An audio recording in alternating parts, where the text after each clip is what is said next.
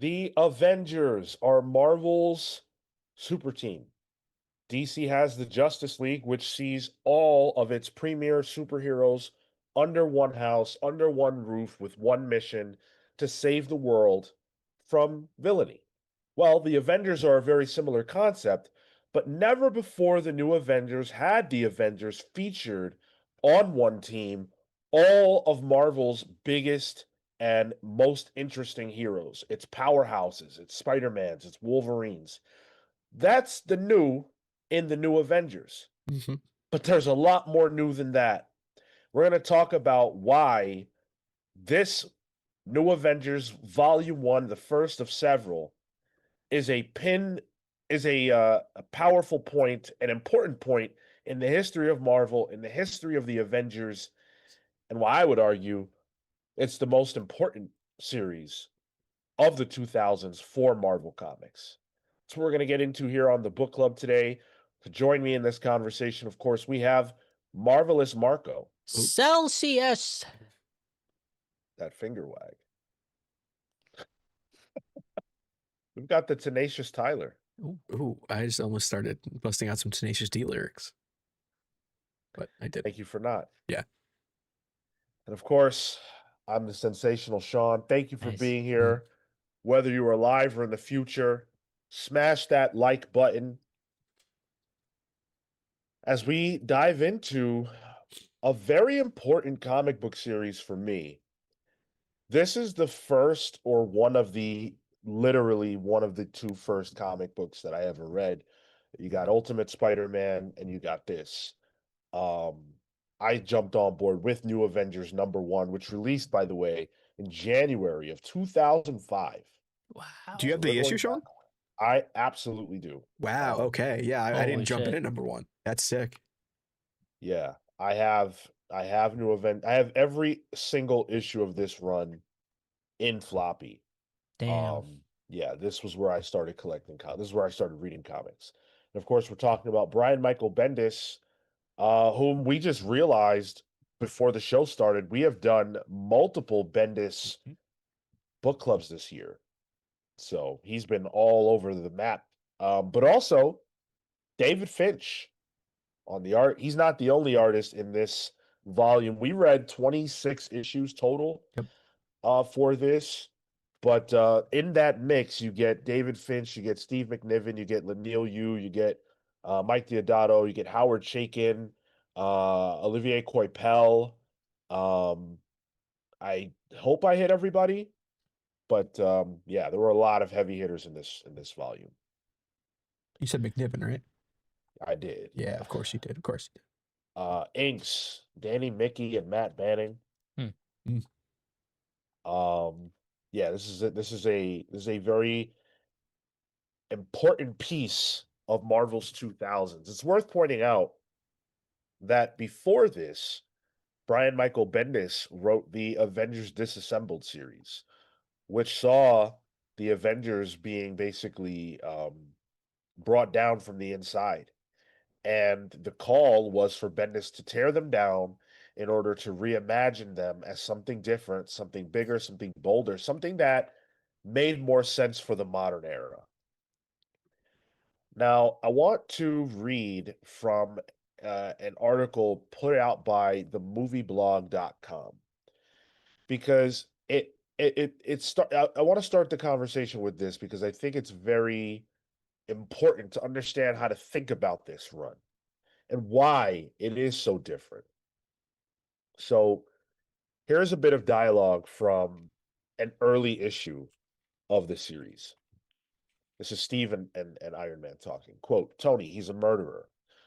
We can't afford to not have him. We're going to need someone to go to that place that we can't. That's what Iron Man says. Then Steve says, Tony, this thing today, not since the war. Tony explicitly positions the team's mandate as one of retribution and retaliation.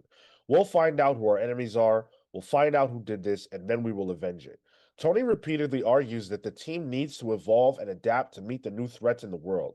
He admits to Wolverine that a large part of this thinking is informed by the destruction of Avengers Mansion at the hands of Wanda Maximoff. I just can't help but think that if it were a different type of team then, a little more realistic in the ways of the world, a little less naive, things could have gone a different way. This rhetoric will be familiar to anybody who had been paying attention to American politics during the Mhm. War on Terror. Similar justifications were employed to excuse enhanced interrogation or extraordinary rendition. New Avengers positions this reforming and reformatting of the team as a metaphor for the loss of American innocence and impregnability in response to the terrorist attacks. It recalls George Bush's vow to take down bin Laden dead or alive, evoking another pulp archetype. I thought that was an important thing to bring to the equation. This is an Avengers team that does not feel like the Avengers teams of the prior generations for a lot of reasons. The classic feeling of the team is gone. Mm. Their god is dead. Thor. They've got to move differently. And not only that, it just the dynamics too. It was classic Avengers always felt like a family in a way. You know, there was like a Fantastic Fourness to them. You know, there was drama. This feels like coworkers that got a job. And that's not to take away some of the drama that this team has, but it does feel like, oh, we have a mission, let's stick to it. It's a lot more serious, I feel. So that I think was a distinct feeling of difference that I had when I picked this back up. That's interesting context because for me, seeing how some of those parallel, like now that you lay that out, I think the parallels are a lot more apparent, especially how they end up building up to the Civil War tie-ins into Civil War in general, like the totality of Marvel at the time and the direction that they're going. So I can see it being more realistic. Like that's what I felt here. It felt like the threats were similar to the Captain America stuff we read Brubaker Mm. are coming from the inside, and there's like this greater not necessarily evil, because the evil is more, it's amorphous. It doesn't have a shape or form. There's this they a lot of the time that we're trying to fight. So like we're trying to pinpoint what the idea even is to fight against, but through that, Cap is trying to pierce through and be like, no, we need to do what's right ultimately. And so there's examples of that throughout the book. Interesting. Avengers Disassembled, I mean, it very much is the, and I don't say this to trivialize the event, but it very much is the 9/11 of the Avengers. Hmm. Even though this world does have its own 9/11, you can definitely see how going from the tragic losses of multiple characters, including Hawkeye, including Jack of Hearts, during the Avengers Disassembled, it annihilating the team, you can see how going from that into this story, um, these characters are affected by what happened to them. It's a reaction to something tragic that happened in their world. It's the trauma. There's a Yeah. response. There's an immediate response to that, because not only that, there's the mention of like Secret War, which seemingly Mhm. happened prior to this. House of M is so readily available in everyone's memory. So it's this almost fear of the unknown and fear of what could possibly be so drastic. Oh, and also symbolically, think about who died during Disassembled. Scott Lang, who was kind of the heart of the team in a way. And then specifically Vision and died, comes back in Young Avengers, but whatever. But like that's the romance, him and Wanda were the romance aspect. Killed, done. The Avengers romance is done. And then it goes right into the New Avengers. Hmm. Yeah, it's very much a team that is darker, more serious. Um, it just has a different feeling to it. And there's an immediacy to their story, to their journey, to their formation. Bendis was clearly trying to ape some of that. Like, there's a big moment, it requires the best heroes that we have to get it done. And I think it was super effective, but there were thoughts beyond let's just get a let's just relaunch the Avengers. Um, Bendis has talked about conversations that he had with Marvel about what to do in regards to a new Avengers team and squad, and why this group. And he's talked a lot about how he received a lot of negative feedback for doing things like putting Spider-Man on the roster, putting Huh. Wolverine on the roster. Those were things that upset a lot of people at the time because they are not traditional Avengers. He talked about how at a pitch meeting, he had sort of floated those ideas, but Mark Miller also floated them. And when Miller said them, he sort of said, and this is why I brought up the Justice League, he sort of said, when I was a kid, I was spending, you know, 10 cents, which is total bullshit. He was not spending 10 cents. Um, but he said he was spending 10 cents on the Justice League comic, which had everyone he already loved in it.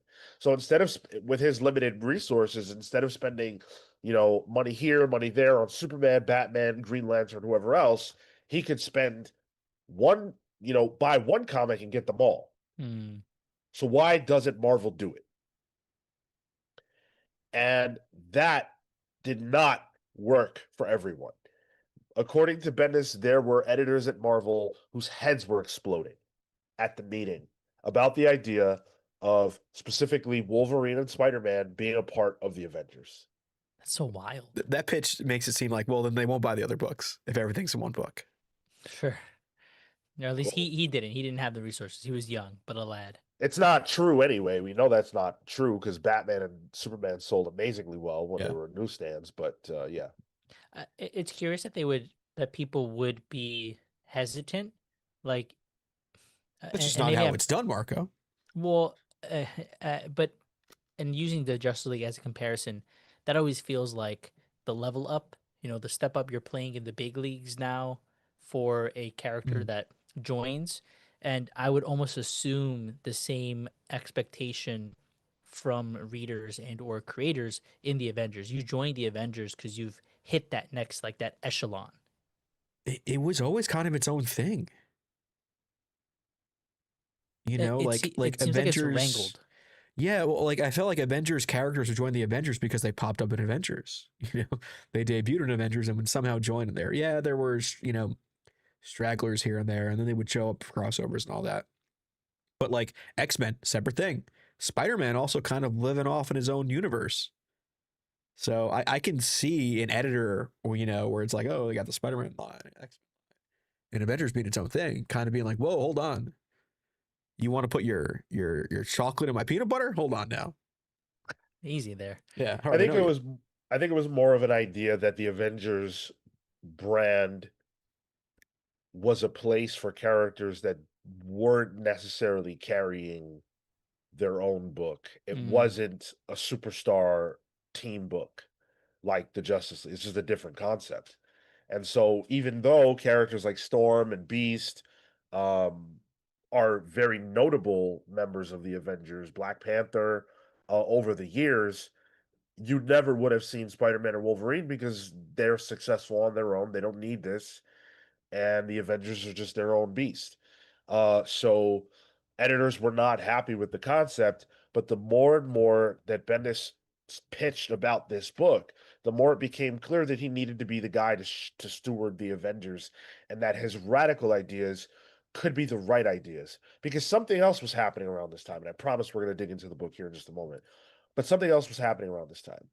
Marvel was gearing up to make its own movies. hmm.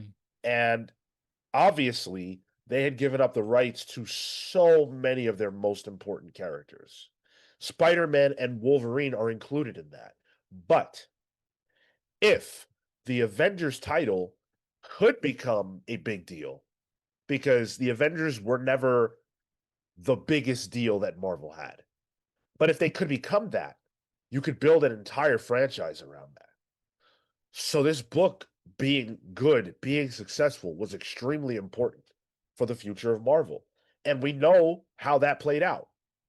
We know that it worked, and we know that the Avengers brand was big enough by 2010 or 2012 to make a billion-dollar film out of it. We also know that Iron Man was good enough to build Marvel Studios around, which doesn't probably happen without some of the stuff that we were seeing here. The success of all this stuff, yeah, like seeding these things out, right? Like, I think that is that's the way forward for the stories in the comics, but then also to the translations in the films. And you have your pairing. It's Cap and Iron Man being, the first set, right? The first Avengers Iron Man. Sean, do you remember that old? There was like an image on um some internet thing with Spider-Man posing in front of like a Fox slate of movies they wanted to do, and it had like Iron Man listed as possible, Namor, like Ghost Rider Iron Man. This is like before they got the rights or something. I don't know the validity of it, but I'm looking it up right now. But yeah, they had plans back in 2004, right when this book was coming out. Like this is when the same Raimi Spider-Man movies were out. The Blade movies were already out. Yeah. Like it was a huge, snowball they were trying to do. If this is real, they were apparently trying to do a Deathlock movie too. Well, that didn't happen. Well, Marvel was sort of being left out in the cold Yeah. of their own party. And so it makes a lot of sense why they really, really wanted to go down this road. But we've established all the pieces. We know the why. Let's get into the book itself. Let's talk about it. I was personally very pleased to be rereading this. Marco, I think earlier before we went live, said something like it's easy to read or it's very Yep. readable. Yeah, it's easy to get through. Yeah. And it starts off hot. The first page of the book is not a story page. It is a recap page. I'm not sure how true what I'm about to say is, but I feel as though recap pages were not necessarily the most common thing at the time. Mm.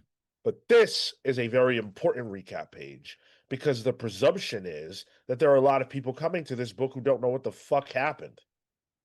Right here. Right here. First in line. There you go. Very thankful for this page because I think one of the hardest things to do is, yes, you can tie in the story logic, but you need to have the emotional beat.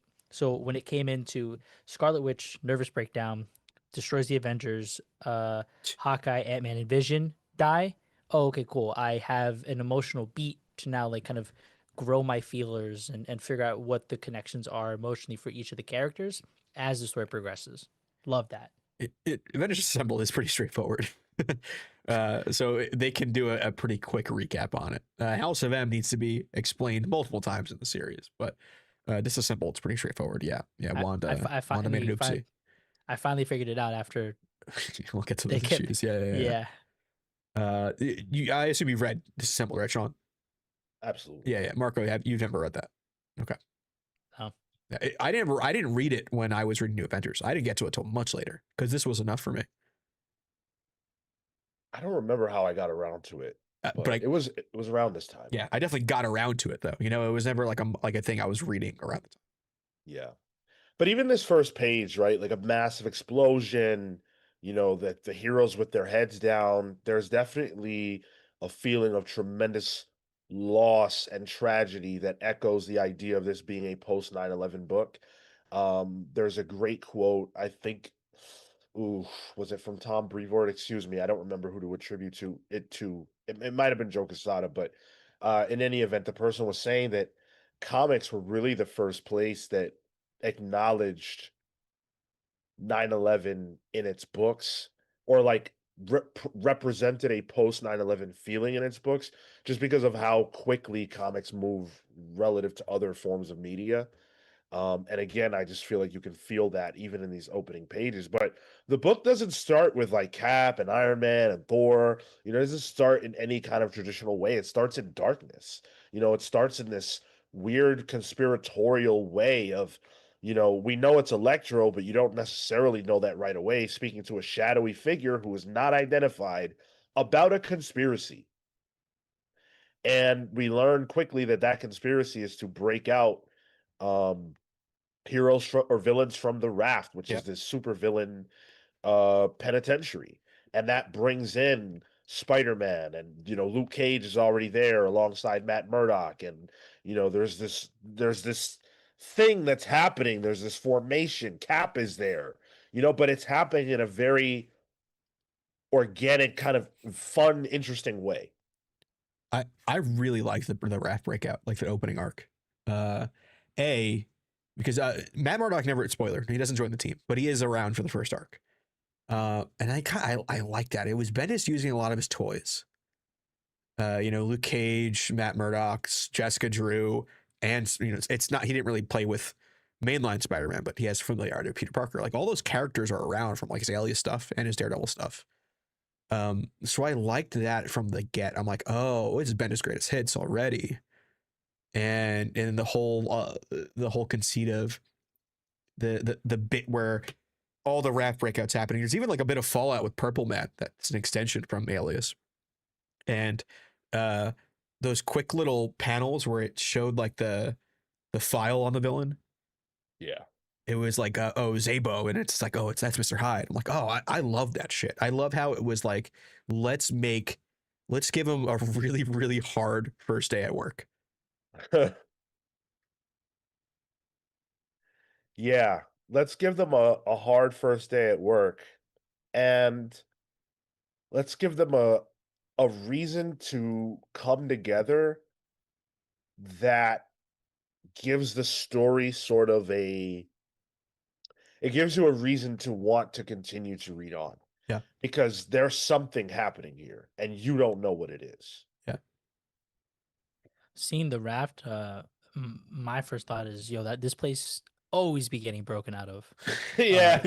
Here was it Superior with Norm with what we call it with Doc Ock. Yeah. We read something else. I'm like, oh, but one great to start a familiar place, but I already I can feel that. I'm like, okay, cool. This is gonna be another breakout story. Always a great way to start because it's an immediate place for tension. And then seeing that one splash page I shared earlier. Yeah. It's a Um, little illegible because of the screen, but yeah, yeah. but being like, oh shit, Yeah. awesome. And I like how, like you say, it's like, oh, it's another breakout story. It's like the breakout story Yeah, yeah, for Marvel. And somehow Rikers is more secure. yeah, sure. I've seen that place in real life. This is not the world outside your window. If they're saying Rikers is that good.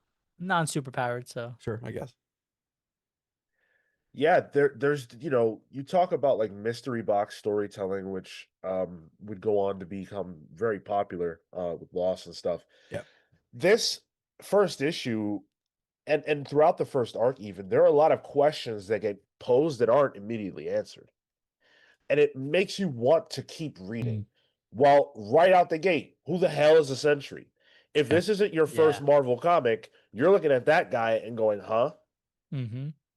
Even if you're a well-read Marvel reader, like the That's what I'm Sentry was, saying. yeah, he was just the Milliken story, which was Marvel Knights. I don't remember, but no one did anything else with him. Yeah, yeah, And so Bendis talked about how one of his goals with this book was like, hey, what what modern characters are there that have been introduced but really not Mm. utilized too much? And the Sentry was one of those. And so he made a phone call to Peter and he made a phone call to Joe and said, hey, Joe Quesada, and said, hey, can I use this character? And Peter was like, I've been dying for this phone call. He was like, I've been waiting for this phone call. and also, can I put you in the book? You're right. Yeah. Yeah. And so if you look at the roster for this team, outside of Cap and Iron Man, Yeah. it is not a traditional Avengers roster. So it's got Spider-Man, who we've already established not a traditional Avenger, never before an Avenger. Very notable. It's got Wolverine, not right out the gate. It takes till the second arc to get to him, but he's a member. Again, notably, Marvel's arguably is their second most popular character, never an Avenger before. Yep. Then it, like Tyler said, it uses Luke Cage and Jessica Drew, who are characters that Bendis clearly enjoys. Jessica Drew was supposed to be Jessica Jones. Mm-hmm. She was supposed to be the star of Alias, but that wasn't able to happen. So he finally got to use her the way he wanted to here, making her this extreme double agent and everything else. But again, not a character you typically associate with the Avengers. And I think from a power scale perspective, Sentry being introduced it only makes sense because you need that heavy hitter. Yeah. Right? Hulk's not here, Thor's not here. What are you gonna do? You have only, you have only Hawkeyes and Black Widows on this team. I was looking at the team lineup and I was thinking about like Marvel Rivals. I'm like, there's no tank. What's going on? What are you doing? This is all DPS. What's going on here? Well, even this iteration of Iron Man, at least in the way he's utilized in the book, is not the Yeah. powerhouse that we think of him as. Yeah. So they really do feel underpowered relative to different kinds of Avengers teams. They don't have Thor. There is no Hulk. So those are major factors. But what it does do is it makes the book feel a little bit more street level, and it allows them to have encounters with villains that the Avengers traditionally just wouldn't have a problem with. Yeah. Like, even I was reading this at sometimes and going, I feel like Iron Man alone could sew all this up, but he's not the same Iron Man that I think about. He doesn't get the Extremis armor until the Civil War era. You know, in this comic, I think it's the first time you see him with the Extremis armor, which was like that modern reinterpretation of him. Yeah, and I'm like, why are the Avengers having trouble with Sauron? Like, what's going on here? Yeah. But I love that though. Yeah. Because again, stakes. it puts them in different places, different situations. Why are the Avengers in the Savage Land? Fucking because this is a direct follow-up of the breakout. There's a conspiracy going on, and it's so readable. I love the way Marco said that, and I completely agree. It's just propulsive. Like, you want to see what's going to happen next.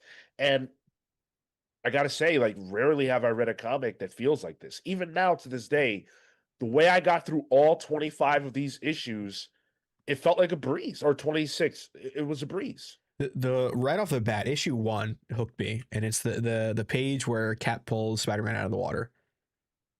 Oh yeah. And I was like, and it is Finch art, and it is Finch art. I loved it. I was like, oh hell yeah, I'm in, because I haven't read this since I was a kid, if I'm being honest. Like, I was in high school when I read this last. So reading this in a different lens of, being, a fan of Bendis ever since, and even of the Finch and the other artists here, I was like, oh yeah, this is the good stuff. This is literally the especially the artist that we get, even in the first 26 issues, Oh my God. is like a smorgasbord of like the artists of the time. And I forgot how many people were in here. The first issue hooked me, and like I finished this early.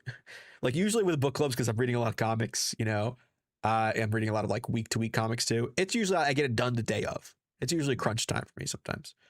This, I finished it a while ago. I've been trying to read more of it. I think one of the strengths in Bendis is the way that he sets up all of the pieces, because you're right that we have the cliffhanger at the end. We kind of go into the Sauron pieces specifically because it's meant to follow up all the breakout. And initially I thought, oh, this is a cool setup. We're just going to go through each of these issues and kind of snag the bad guys again. And then you get to the Sauron piece, and then it becomes, oh wait, actually, hold on, this looks like it's going a little deeper. Yeah. And then you go into the Wolverine gets introduced, and then there's this, they're mining adamantium. It's like, wait a second, now this is getting deeper. Hold on, how far does this go? And then Bendis is good at just driving you down a rabbit hole. That's what he did with Alias, and that's what he's doing here. Yeah, every arc seeds the next arc, Yes. while also seeding multiple things in the background. Yep. In the same arc, like it's all blending and leading into each other. Bendis talked about how team books at this time was just something he hadn't cracked, and he found that to be a point of frustration for him. How do you guys think, just evaluating like these early arcs, how do you think that he handled the team dynamic? I think I think it's actually surprising to me reading this how those first couple issues don't feel as Bendis-y as they will, issue 20, onwards. I was like, okay, he's kind of got a core cast here, because that's the other thing about Bendis books. Like, those teams get huge eventually. And I like how there was a core book here. It's wild that this was his first team book, right? Team Powers. Yeah, that's against more ensemble. Yeah. Yeah. I mean, I think there's something specific about a team book that's different from an ensemble. So I actually I couldn't have called it, honestly. I thought it was really well done. Everyone has their own voice. Everyone has their own voice. Yes. Everyone has their own angle, and I think that's probably the hardest part, is not having yourself fall into, this is the next thing that needs to happen because it's for the plot. as much as, or like this person needs to say this thing because I need to advance the story. It's no, this person's reacting the way that this character would react.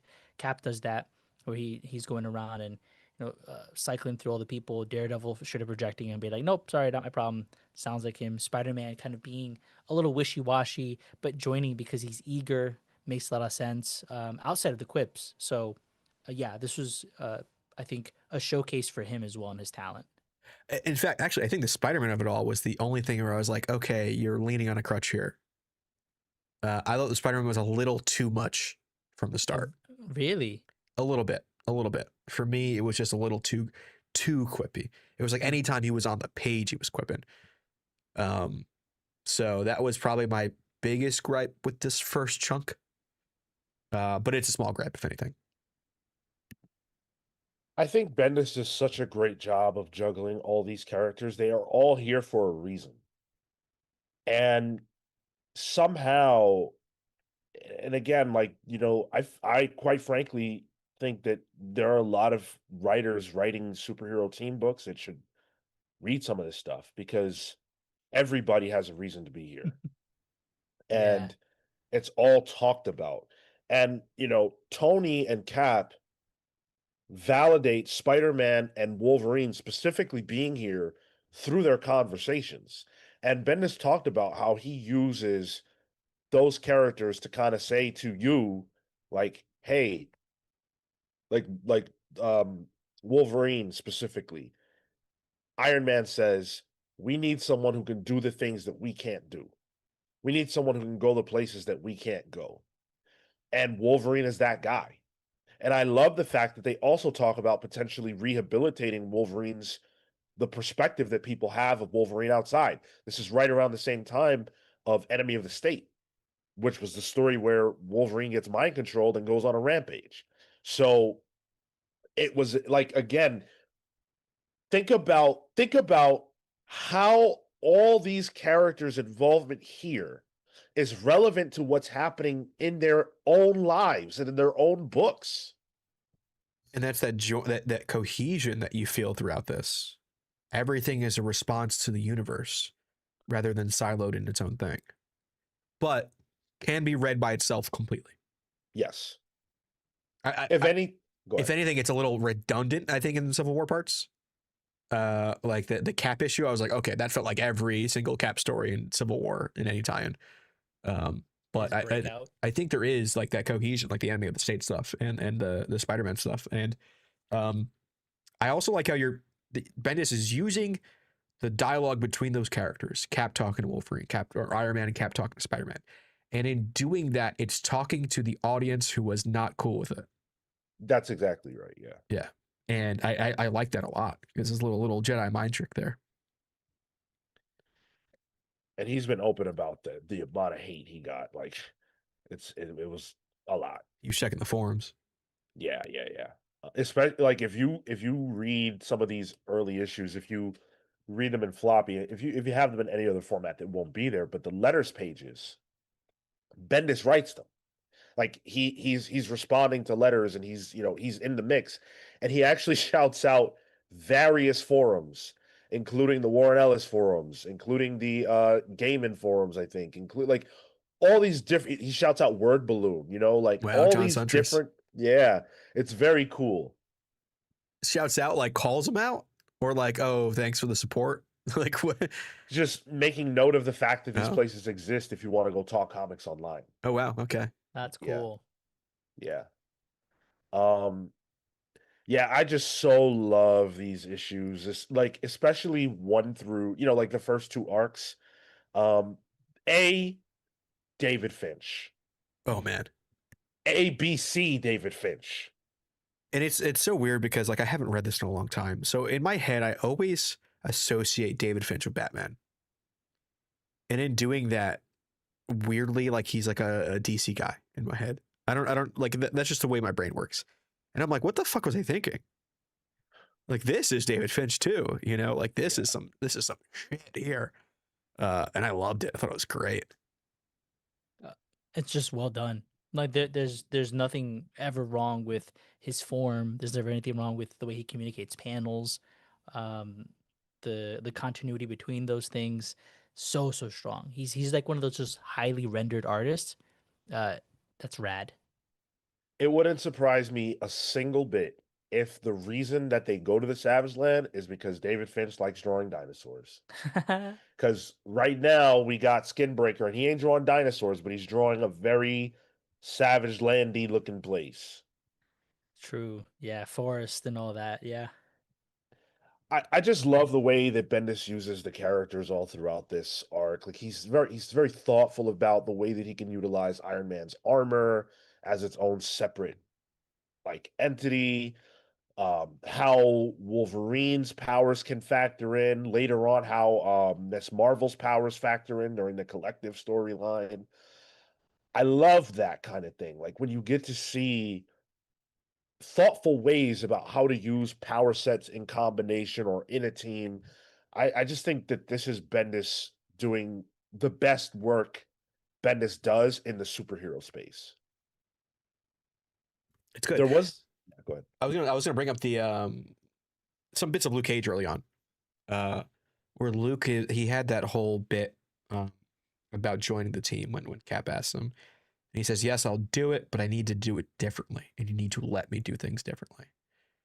I really enjoyed that until he just employs NYPD tactics. Oh, the rush. Yeah, I was was. like, oh, okay, all right. I'm thinking of this in a 2025 lens. I'm not sure Luke Cage would do that, but I at least like the addition there and using Luke Cage as a way of explicitly stating doing things a modern way and kind of being like a modern Cypher team. Well, Well, what Luke Cage was getting at was the idea that crime has to be stopped. Sure. And whatever tactic he's using is whatever. I like the fact that, Luke Cage's agenda is still always about the people and trying to rid crime from these crime-laden spaces. I think they go to Chicago, from these crime-laden spaces that need help, and the Avengers can be that too. I thought that was really just a brilliant stroke on Bendis's part. And again, it's like, why Luke Cage? Why is he here? That's why he's here. Sure. yeah. Um, the Sentry arc. Oh, I was eating that up. Jeez. Yeah, dude. First of all, Steve McNiven joins the book this arc. Yeah. And this would have been where I first saw him. And you guys, if you listen to this show for any amount of time, you know how much I love him. And even in this first issue, where we get to see the Illuminati, which is a very new concept at Yep. this point. Oh my God, I'm just eating up the McNiven Iron Man art. I kept forgetting how often the Inhumans showed up just normally. Like they show up in the Sentry arc when Sentry, or no, it was that was the Civil War arc. But Black Bolt's in this constantly with the Illuminati. I forgot how early the Illuminati shows up and how they are kind of consistently throughout this in the background. Yeah. Yeah. The fight with the Crusher or the Wrecker. Yeah. Wrecker, yeah. Yo, I love that fight because again, it underscores like the Wrecker is a beast. But if Thor had been there, they'd have been all right. Sure. So Cleaned they up. had they had to figure out another way to win, and it wasn't going to happen without Spider-Woman. I like that.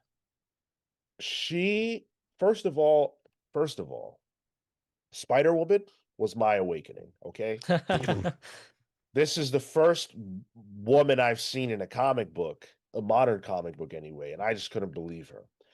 But beyond that, I loved her character. I really, really fell in love with Spider-Woman in this run because she was so integral to it from a power set standpoint, but also she's this double agent. She's being pulled in multiple directions. She's tortured as a person.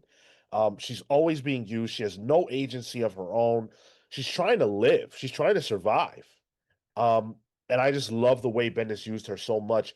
It makes me grateful on some level that he wasn't able to use her in Alias and had to use her here because he clearly got his shit off with her here. Oh, hey. I like the whole double triple agent bit, and I like how the direct ties of the fallout from Secret War, which is also Bendis, right? Yeah. And I thought I dug that. I was a little, and maybe they continue it, and I just forgot. I felt like they really, because of Civil War, they had to like pull the ejector cord on that story. Um, so I think it continues once Bendis writes Spider Woman On sorry, the story of of the Triple Agent stuff. Agent. oh Okay. yeah. Yeah, Yeah, when he gets with Alex Maleev, they deal a lot more with that. yeah, but I guess in terms of this, it's just like, oh right, we have to keep doing the other stuff. So Civil War kind of threw that part, but I did like it. I like how she was like, in a weird way, POV. Like we were getting a lot more of her internal thoughts than like someone like a Spider-Man. There's a lot of POV issues with her, and she's the only woman on the team until Carol sort of joins. Yeah. Which I dug. I thought I totally forgot she had pheromone powers. I feel like some people just don't do that. They try to stay away from that now, which I get. Because even like in the story, it's troublesome for the other Avengers. They're like, all right, what are you doing? She's like, I can't help it.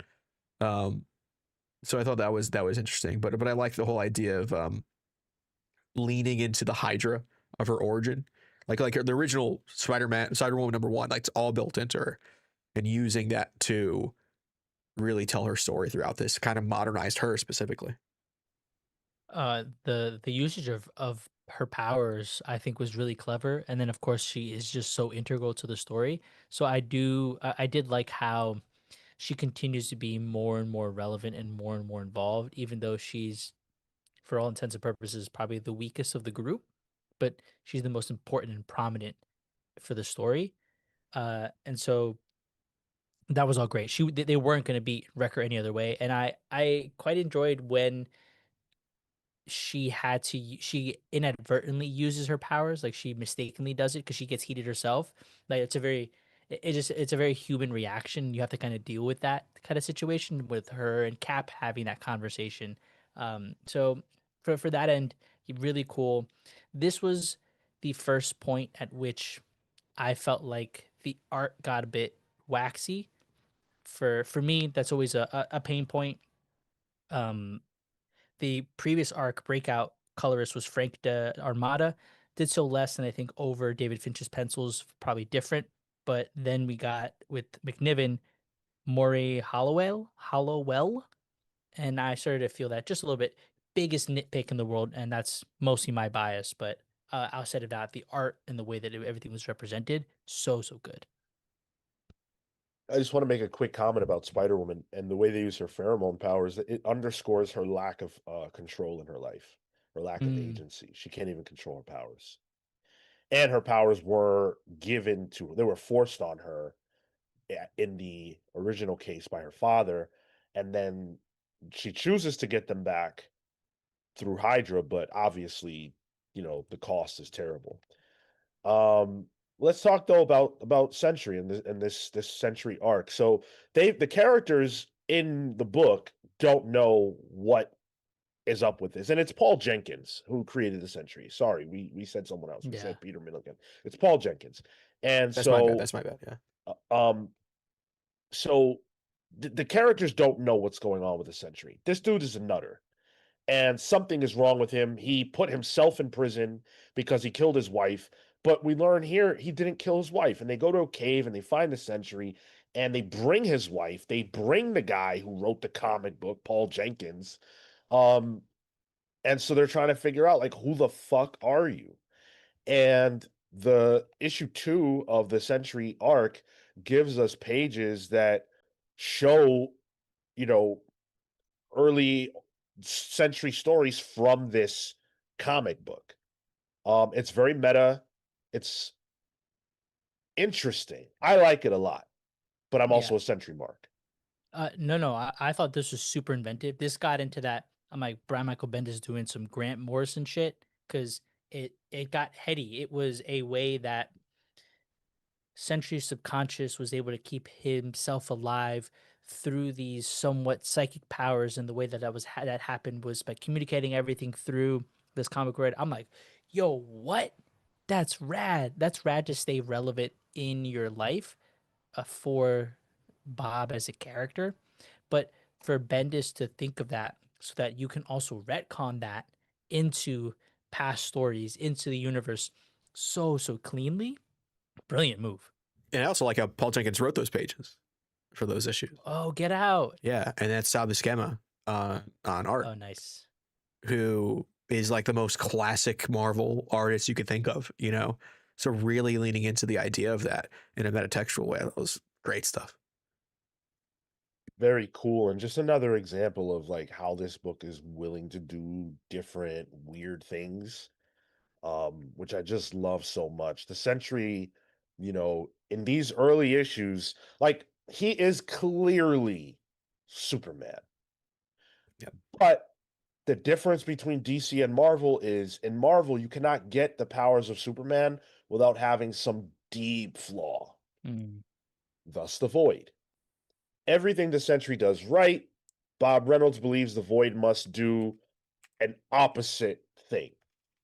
And so, because he intervenes and helps them, that means that now the Void is going to do something, awful and terrible.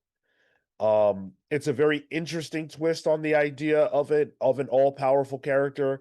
It's also the only way that I think the Sentry can work on this team because again, all the situations that they are presented with in the first 26 issues are pretty easy for the Sentry to Yep. solve by himself. Yeah. He's like a gun that just jams constantly. Yeah. Well, like, sure, that thing could one-shot someone, but if it's working, I like that. And I think it humanizes him and it makes him more Marvel universey, you know? It's a flaw in his character. And I think that's perfect. It's, you don't, and like the whole idea of the Void, like, sure, in that first arc, they kind of state it's not real, but then he makes the tower appear. And now everyone's kind of like, well, okay, maybe it's not real. So the whole question mark that's right there from the get of like what really is going on here, that persists to the end of Bendis's stuff. Really. Well, it persists until the end of Siege, which is Oh yeah, sure. 5 years, I think 5 years after this. So you had to wait 5 years, 5 to 6 years to get answers to the questions that you had at the earliest moments of this Yeah. run, which Wow. for me is a beautiful thing. I can understand someone thinking about that and going, "Oh my God, that's way too long." But comic books are soap operas, and that kind of like super long storytelling is the way you get me to spend in today's world $4.99 over the course of 5 years. Yep. The transition page from old comic to current comic, oh, that hit me hard because it's just Bob, everything's silent, and you're seeing he's freaking the fuck out. Yep. He's like, what is this? So good. And I think to what you guys are saying, yeah, that this character needs to be presented in this way to nerf, but to just Yep. continue to add that level of depth and mystery. I also like in that arc too, it again showcases the cohesion in this universe. There's that one point where Bob's in his house. And then, he gets the brain blast. It's Emma Frost. I'm like, oh, fuck, Emma Frost is showing up. And he opens the front door. It's like Fantastic Four, Avengers, Whedon era Astonishing, which I saw those costumes like, oh, fuck. Cyclops' costume from then, peak costume. And then even the Inhumans show up. I'm like, hey, Lockjaw. I thought that was great. And then like Bendis was then writing the entire Marvel universe for a couple issues. His Emma is prominent throughout that arc, and I liked it a lot. I loved her walking Bob through his whole mindscape that looked like what's the character from the Matrix showing with all the screens? The Architect. The Architect. I knew you know this. It had shades of that, and I liked even just like pouring through those McNiven panels. I mean, because it's just like so much stuff he managed to draw in these small screens throughout. In this room of emptiness, there's still a lot there. Yeah. Yeah, this is just an awesome arc. Yep. And I also love that the arc isn't 6 issues. They don't like it's not strict. And it's sort of throughout the run, like the arcs aren't strictly 6 issues. It's variable. It's whatever is needed. And I really like that type of structure. This is around the time that Marvel specifically begins to, the right for the trade thing is now, happening. But this book in particular isn't as obsessed with that. Hmm. Yeah. At least not in formulating its arcs. Yeah, like the Sentry one's 4, Ronin is 3. It's just kind of whatever the story, dictates. Yeah. Which that Ronin arc definitely the fuck did not need to be any longer than it is. Agreed with Um, the wettest fart reveal. yeah, that even though I like those issues for what they are, it's the only point at which I'm kind of like, I was reading that and I was like, oh man, I'm so happy to see Clint again. Oh, I'm so excited. And then it reveal it's Echo. I'm like, oh yeah, I forgot about that part. I forgot that was a thing. Okay. That's funny that you guys say that because I would only have known Ronan as Hawkeye and so as Clint. So seeing Echo be like, wait, hey, wait, I know who that is. Yeah, she Cool had her own swerve, TV but show, Marco. yeah, cool swerve, I guess. well, it's so strange because it was supposed to be Matt, and it's extremely obvious that it's supposed to be Matt Murdock, Daredevil, Yeah. but it's not. It's revealed to be Echo, Maya Lopez, who they created for this role, but wouldn't have existed if they could have used Daredevil the way they wanted to. Maya Lopez was Mm. in Daredevil previous to this, though. Uh Yeah, wasn't her whole story in Daredevil, and I think Echo had oh, also you're right. You're absolutely the right. You're Kingpin absolutely right. stuff where she shoots him and all that. Yeah, she was created in 99. But so they brought her back into the fold to put her in this role to be Ronin because they couldn't use the Ronin character, I guess, was Sure. created now. Maya Lopez was not new. Does she ever do anything else as Ronin? Because in this book, no. I don't know if she's used as Ronin elsewhere, but I can't remember. I don't remember. Like, we literally only see her once without the mask in the suit, and I don't remember in the universe her ever being used as Ronin elsewhere. I don't Like, think because so. Clint gets that pretty quickly afterwards. Yeah, literally in New Avengers 27, Clint becomes so. It just didn't land. And again, if you read it, those early conversations between Cap and Matt Murdock, the implication is Yeah. clear. Yeah. But the biggest redeeming factor of this arc is the art. Oh my god. Sure. Oh my god. But also the Spider Woman of it all, which I was still loving. The conspiracy angle, she gets caught because these heroes aren't stupid. She releases Viper Oh, from the Quinjet. Cap nearly dies, and they clearly know that Spider Woman yeah. did this, and that's when things really get rolling as far as the new Avengers versus Shield. Th- Mm. that whole Hydra stuff with like Silver Samurai and all that. A little bit of it was like they gotta fucking know. Like there was that point where they're talking, and in the Avengers, I see the Quinjet behind them. I'm like, can't they tell? But Cap calls it out immediately. He's like, "What were you talking about?" I'm like, "Oh, okay, good." Bendis knows we're not fucking idiots, Yeah. and we would know better. Yep. And there's also that one bit that I thought was actually funny, where Luke Cage gets thrown out of a building and he has to use the elevator to go back up. Phenomenal. That was good. They use a whole page for that joke, and I was like, you know what? Hell yeah, go for it. But I think the Shield versus New Avengers piece of this is probably the most important thing that happens throughout these Mhm. early issues.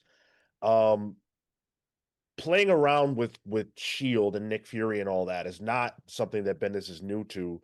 The Secret War happens around this time, which is a precursor to Civil War. But there's a lot of stuff going on with Shield and Maria Hill being in the mix, being the new Nick Fury, but she's on the side of the government. She's lockstep in with them. She's causing problems for the new Avengers. And Nick Fury gets revealed to be alive and well to these characters in this arc, drawn by the way by Frank Cho. Oh, Yeah. Yeah. Very nice. I was so happy to see Frank Cho on this. I am a Cho guy. And not even just because, like, yeah, he does cheesecake really well. There's that one double page spread he did of Spider Woman that was very much an homage to, like, the the Nick Fury Agent of Shield stuff. Yes. Yeah, Yeah. Which was what's his name? He's got a really bad tan, fake yeah, tan, and the yeah. Steranko. yes, Jim Steranko. Yeah. And I thought that was like, oh man, so happy to see Cho doing interiors. Yeah, he killed it, man. But the way that Bendis was able to weave things into the background, like yes, the shield stuff is going on, but this is also the collective arc where they're dealing with, the collective mutant powers and energies all in this one body, and they have to fight that off. And you've got Miss Marvel wanting to prove herself and rejecting Yeah. the notion of becoming an Avenger again. Mhm. You've got Spider-Man and the Daily Bugle aspect. So there's so Oh yeah. many things happening that these books feel like they're longer than 22 pages. Forgot that J. Jonah Jameson stuff happens with that in that arc too. He's an asshole. God. Yeah. Yeah, he is. Fucking shakes Captain America's hand and just doesn't listen. Yo, Oh. so good. What a piece of shit. Yeah. Mhm. I love it. Yeah, exactly. Awesome. Maria Hill reminds me, for those of you who watch wrestling, she reminds me of a heel general manager. Okay. She is the character who is there to cause problems for the good guys. And she's not a bad guy. She's not going to, put her fists up or use her powers or anything like that. But she is an antagonist. She does create roadblocks for these characters. And so while they're dealing with the collective, and all she wants to do is find out what they know about House of M that she Yeah. doesn't, because nobody who wasn't there remembers what happened. And they grab Spider-Man up, knock this dude out, and just strip his mind of House of M knowledge and his identity. That was the vibe I got. Yep. That was fucked. Yeah. And that's what it really Great. showed how ruthless Shield was at this time, which actually is a great it is showing what you talked about at the beginning of the episode, or how this was a post 9/11 thing. And it was showing that the government is fine with using interrogation things that someone might be seen dubious. And Maria Hill is the superhero government, I forgot how much of a shitheel she was. Like, I remember being a Maria Hill fan, I was like, oh, Maria Hill's great. And now she sucks in these early issues. She's just like manipulative and Yeah. rude and she sucks, dude. But like it's a villain you like to hate. And so for that, or not even a villain, it's an ally that you like to hate because she gets in the way, but she's also seemingly efficient at what she does. And so that kind of adds a bit of a stranglehold to how you interact with her. There's always a tension with Cap because technically the Avengers isn't sanctioned by her, which means not the government. And so, like they're an icon. She can't always interfere in the way that she wants that she would with other groups. So that overall, having her lead that with Cap leading, great butting of heads. And then it ties right into Civil War when that happens. Yeah, Right. yeah, so good. And so, like, they're building towards Civil War, but they're not necessarily explicit about it. There's other things happening in the book, but those undercurrents are clearly present.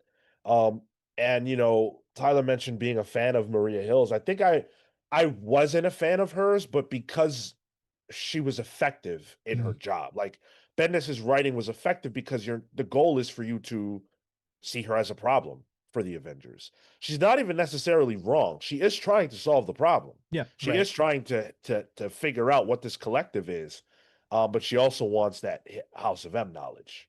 Yeah. Ooh, the that moment where Iron Man's talking this to Spider-Man and they're there. He's like, "Yo, shut up, just get out of there." He's like, "Wait, but don't you understand the implications?" He's like, "I know what the implications are. Get out of there." House Yeah. of M could be, oops. Dummy.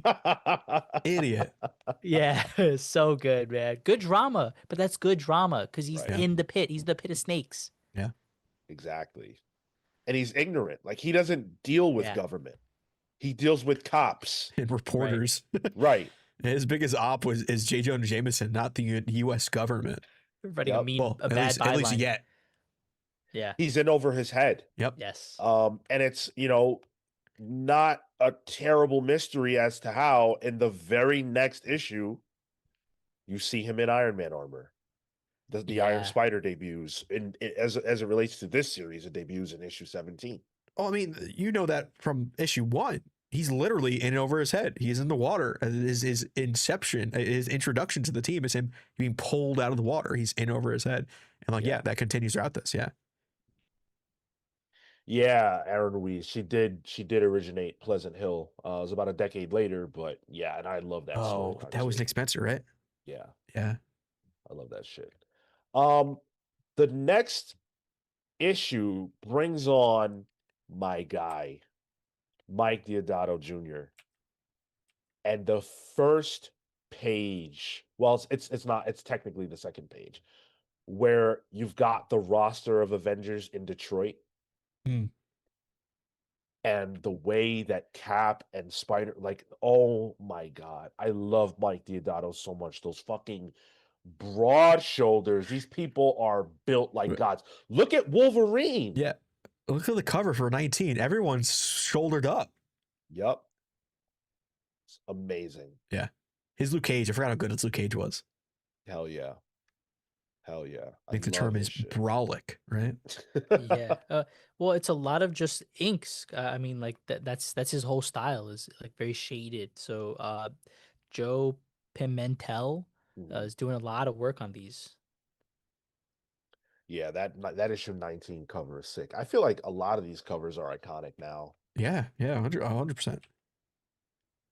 This is just like banger after banger after banger. Like, when they go to space and they're fighting the Collective, and it's just like the Sentry going toe to toe, and Iron Man is somehow able to talk, but he's there. I fucking loved Iron Man all throughout this run. He was the man. Like, more than even Captain America, I feel like Iron Man put himself in situations where he very easily could have died. And you got to remember, this is before MCU Iron Man. Like, the Robert Downey Jr.ification of Iron Man didn't exist yet. So this is like him untainted by that, where it's not, Mustache Bros Iron Man. This is like classic Marvel Iron Man. And there are shades of it with Bendis, like little bits of it that you can see, but this is all before it. I think he's interesting because he tries to take control a lot of the time. Not control of the team as much as like the overall direction. He's aligned with Cap, but they're not always seemingly in lockstep because he's the one that calls the Illuminati in the first place. He's the one that's kind of giving people updates here and there.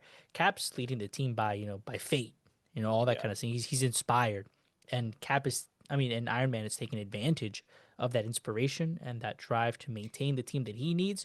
But Iron Man is thinking about it like chess pieces. I can move my team here while this squad goes over here. Hey, Maria, you bring in your people. I need other assets on this end, and so he's technically guiding the team from that end, whereas Cap's field officer, which that's his role. And you bring up the Illuminati, the whole concept of Civil War is, who do you trust? Who can you trust? And Iron Man is not trustworthy. To these Avengers, Tony Stark is not trustworthy because behind the scenes, he's doing things that they don't know about, including the Illuminati. But guess what? Tony's not even trustworthy to the Illuminati because he lies to them too. He tells them that nothing happened in the Savage Land, but that's not true. Yeah. And I think you slowly see Tony trying to take more control of the team throughout this. I think in the Collective arc, where he kind of takes center stage, he's calling shots now. He's like, okay, I'm the one. I'm taking control. It's real control freak mentality where it's like he's coming up solutions that only he's a part of. You know what I mean? And sure, he might be more power set specific for the issue that was happening. But man, like I saw that, and then going into Civil War, I saw the trajectory of that shift in leader, or maybe an Iron Man who's okay with Cap not being around. Well, of alignment, because because initially it was Maria and Cap butting heads, and I can only imagine they still need to play nice to some degree. Iron Man's willing to do that, and Maria is willing to bypass Cap to do that, and so you have those dealings to again just play nice. Maria even strokes Iron Man's ego a bit, saying, like, hey, I was given this. I don't necessarily want to be director of S.H.I.E.L.D. Who That's would right. be good.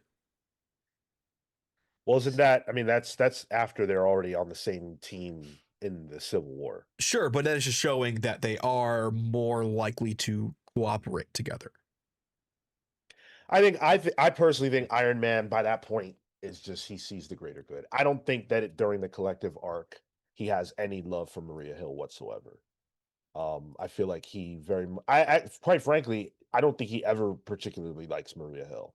No, She's a means to an end when they are aligned during the Civil War, but before and after, he could give a two fucks about Maria Hill.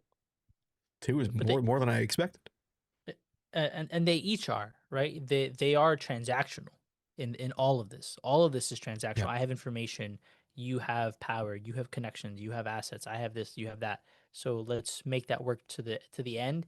And once I don't need you, cool, I will throw you to the wayside. And that tees up for Civil War.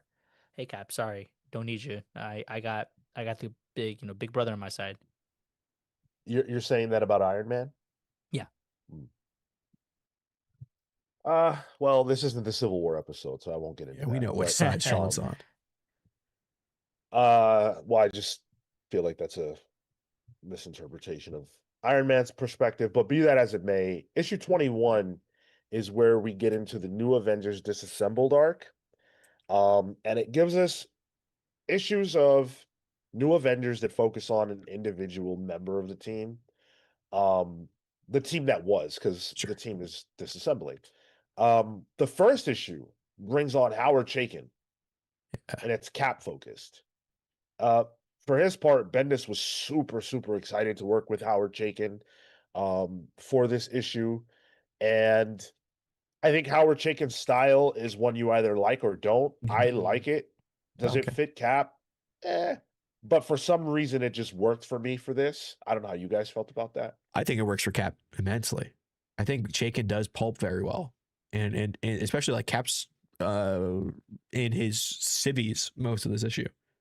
Like he's either in half Cap costume or not. I think it works really well. I'm a Chaykin fan. I wonder if Bendis was a Black Kiss fan. That's why he wanted Chaykin for this. But it is cool. Like I did not know Chaykin did this, so I opened this up. I'm like, oh fuck, hold on a second. So I was pretty hyped to see that, and I think it just works well as like a one and done. Yeah. Yeah, I to be a main series artist, I would have not have enjoyed as much. Yeah. I thought this was good for what it was, but I think like chins are prominent for Yeah, Chaykin, faces are kind of distorted a little bit. I was like, everyone looks like they got bee stung in the face. dude, everybody, they're chewing gum all the time. Have you never So read Chaykin stuff before? I've seen some things in Okay. here and there, yeah, but it works. It's not my style. Sure. I really enjoyed this issue. Cap and Falcon end up going to Hank Pym for help, but they don't realize that he's already made his choice as far as what side of the Registration Act he is on. And the dynamics between the characters, and this could be said about the entire run for sure, but the dynamics between the characters are what make this work. Yeah. It's one thing to say, okay, we're going to have a civil war, but who cares about that if you don't know who these people are? When Cap and Hank Pym are speaking, Hank Pym's self-esteem is front and center. He's surprised that Cap would even care about him enough or think of him in this moment to come to him to ask him to work together. He doesn't think that Cap thinks that much of him. But obviously Cap does. Iron Man's not underestimating, nor is Maria Hill underestimating Captain America because they knew he would come and they sent their kill squads there and it doesn't work out. Hank Pym has made his choice. I feel like issues like this are so essential to the overall Civil War story and understanding how it didn't just feel like an event series. It felt like all of Marvel. Yep. Like read this tie-in in comparison to almost any tie-in from One World Under Doom. Not quality based, just like, was it relevant? How much insight did it give you into the overall story? Well, and I also like how it uses Hank Pym, who's an Avenger. Like it's still doing Avenger stuff. It is a look back on a previous version of the Avengers. Yeah. Yeah. It was weird seeing Sam Wilson written in a way that is not that is incongruous to modern Sam Wilson. Yeah. Oh man, He's that talking was jive a tough. bit here. I was like, oh, we have to do that. Doesn't Luke Cage do that enough? But otherwise, it was fine. That was kind of wild, and like the difference of suit, the difference of like the tech It, being used is this felt yeah, throwback. Yeah. Yeah. It's again, 20 years ago. My yeah, man has yet to in the modern comics anyway, be anything more than Cap's buddy. yeah. Marvel didn't realize that actors have a set contract. When this was around. So then we get into the Luke Cage issue. Oh yeah, Bendis, Leinil Yu joins the team again. I love Leinil Yu so yeah. much. He's so incredible. And this issue is right before the Civil War goes into effect, or the Superhero Registration Act, I should say. And Iron Man and Carol Danvers show up at Luke Cage's home to tell him, "Hey, dude, get down or lay down," in a nice way. And he's not about to do that. He's not about to register. He's got a baby with Jessica Jones, and he's going to see this through. So he sends his wife or his girl and his child to Canada, which we did learn in an earlier issue that the Alpha flights suck. I was right. They get Damn, shit on. wow. Wow, dude. That was the collective powers of hundreds of mutants, Sean. I think that's fine. They Yeah. got jobbed out a bit. They got shit on. When I They saw that they died were the too. first line of defense, I was like, yeah, Canada's cooked. And they did die. Yeah, they come back during Necrotia, I think, as zombies. Sounds about right. Bendis talked about how he had to do this. He had to deck clear because there were plans for Alpha Flight Oh, in Civil War, Oh, which I interesting. don't even remember the role that they play. yeah. What But yeah. Huh.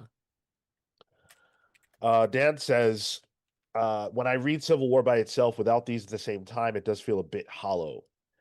I can see that. I think Yeah. Civil War is definitely an event where the tie-ins buoy it so much. And this Luke Cage one is so important because it establishes that Luke Cage is not, and again, he's a character we've been following for this entire run. He is not willing to put his principles second, Right. ever, for any reason. And he sees the parallels between what's happening here and what has happened historically to Black people and other people who Yep. have been marginalized. And superheroes are now the ones in the crossfire of the government. I love People that. people get taken advantage of, people get abused all under the guise of law, right? Yep. Right. It's Exactly. which what made him Power Man. Yep. And I love that he's just not going to let that happen again. Hell yeah. And then you, I'm such a fan of you. I know some Thanks. people don't like how every time you is drawing, everyone scream in mid scream, their veins on their neck or thing. They might not have pupils. I Their don't care. teeth. Yeah. It is such, you art when you see it. It's like, yep, that just feels like a good hearty stew for me. It's home. Ooh, something about hearty stew feels very apt. Like there's just like, that's interesting. There's It's a lot meaty, going on. it's like Yeah, meaty. yeah. Yeah, it's got umami on the page. I love Leinil Yu, Yep. and he would go on to do a lot more in this series later. But my God, is he always a treat. The only problem I have is freaking teeth. Just fix the teeth. Everything else is great. At least he Nah, draws good teeth. They're weird. even the teeth are fine. Oh, okay. Uh, I love that Jessica's also like on his side about all this. Like, Immediately. Yeah. yep, I get it. I hear you, 100%. What are we doing about it? Even when her Love to best see it. friend is there to like, which is like a dick move by Iron Man to bring Carol because she knows like she can maybe convince Jessica, which then convinced Luke. Like that. This is like where I don't fuck with Iron Man during this era. This is a scumbag move. That Totally. That line was so good though. Like, Jessica, I'm your best friend. Can't you trust me on this? Just trust me. Funny, I was about to say the same thing. I'm like, Yeah. ooh, Yeah. clapped back, bro. And it's like whenever he could bring Jessica into this, bring Alias into it, he does. And I love it. Yeah. That's why I never understand when people say things like, "Oh, Civil War is just heroes punching heroes." Like it's really not. So there's 2 issues of it, sure, but like the main conflict is not that. It's idea. Yeah. And especially if you read the tie-ins, like most of what is impactful about Civil War has nothing to do with anybody getting punched. Yeah. The next issue though, as we're very near the end here, is Jessica Jones focused, or I'm sorry, Jessica Drew focused. And it's drawn by Olivier Coipel, who is so tremendous. When you look at his Iron Man here, you can totally see how he ended up being the artist of Iron Man at some point. It just looks so. Look at that design. Like that's such a tremendous Iron Man design. Um, and yeah, this is an issue where it basically furthers the story of Jessica Drew being manipulated, and she's choosing now not to allow that anymore. And she goes back to Cap and she fights off her Hydra handler and wants to be a part of Cap's Secret Avengers, which is something that's established in Civil War. It's a strong issue as well. Some of the, especially on this big splash page, I had a bit of trouble kind of following along. Some of the panel layouts are a little bit uh shaken up and out there, and you change perspective a lot. But I think what Coipel is able to do is be so dynamic with everything, so Yeah. everything has flow and movement. And I do enjoy how the dynamicism of his art, even if maybe some of the continuity is a little off. I forgot how flat Coipel used to be colored. Ah, love it. I really liked it. Yeah. It's different than like what I remember um his Thor stuff being. Thor stuff is colored a little more realistically with tones. This is a lot more comic booky and a lot flatter. I really liked it. I'm again a huge Coipel fan. That's why this whole like new Avengers Disassembled stuff, these one shots, I love because it's like, oh well, here's one of my favorite artists. Here's another one of my favorite artists. Here's another one. And I forgot about these issues. So as I'm in Marvel Unlimited going to the next issue, it's like, oh, it's Coipel. I'm like, ah, fuck yeah, here we go. Well, that's the crazy thing about like I forgot how inconsistent like that this arc never this story never really had a consistent artist at all. No, Yeah, no. You get the first 2 arcs of Finch, but after that, you're off to the races with all sorts of people who, by today's standards, are gods. Um, so it's really, really, really cool to get to see that. I didn't necessarily love the Sentry focused issue. is it? It was Pascal Ferry, Yeah, which again did not remember him being on Avengers. I enjoyed it because I love Pascal Ferry's art, but I thought the direction, quite literally, of Sentry just like piecing out during Civil War to go have inhuman orgies or just watch, I guess, using the lockjaw chair watching. I thought it was an interesting take. But yeah, I forgot this was even a thing until I read it. It makes sense though. Like you story wise, you have to kind of take him off the board. You just reveal him to be this hugely powerful thing. If anybody was on, if he was on either side for sure, I would have, I think, imagined a bit more because he's so in his head, a bit more of like this turmoil inside of himself. Like I was just locked up. I locked myself up because I was, so the void is there and the potential for that. So maybe I should sign up because then they can keep me in check. Like that they're obligated at that point. Versus, well, I'm free and I want to try that out. I think there were different angles you could have approached this one because I don't know if this was necessarily as successful as some of the other issues and being a bit more poignant. It shows the issue with Sentry, where it's that like he's sometimes too powerful. You need to just write him off, Yeah. which is like I think a Sentry probably works better in like 2025 Marvel, where like Hyperion's a part of the Avengers now, and it's fine, I guess. Um, but yeah, this was the issue with the Sentry. It just kind of personified in a single issue. Yeah, I think they just didn't know what to do, and he needed to be gone. They have a reasoning for Doctor Strange being absent that's in the Civil War issues. Hulk is gone, Thor's gone. The Sentry just had to be gone. Yeah. And then we arrive at issue 25, which is a Tony Stark focused issue, and basically a former employee who's upset with Tony uh knocks out his armor and gives him a lecture. I really was frustrated by this issue. This was the only issue, I think. This and the last one where I felt like there was so much unnecessary dialogue that didn't enhance what was happening. And I also didn't feel like I got anything out of the Iron Man of this. It just didn't feel as reflective as Iron Man is all throughout Civil War, and as many great issues there are that focus on Iron Man in this time period. I did not think this was one of them. Who was that Yeah. guy? Is he anyone important, or is he just for He's the just, story? just a guy. He's a rando. Yeah. Yes, I That guess. was my Yeah. issue with that. Is just he's just a dude. It made it feel that made it feel unrealistic Yeah. because this is Iron Man. This is yeah, you work for his company, sure, but how are you gonna know his passcodes? How are you gonna know his like this and that? Like you're not gonna hack his mainframe. Like so, yeah. This one similarly was frustrating for me. Did you like Jim Chung? Oh, That was good. Art was Okay. great. The Yeah, whole art thing, was I great. think, because Jim Chung face is a thing where everyone kind of has the same face. Where I was like, who is this guy? I feel like I should know him. It's just because everyone that Jim Chung draws kind of has a similar face and head shape. And there's that angle that everyone is looking to the right a bit. Oh yeah.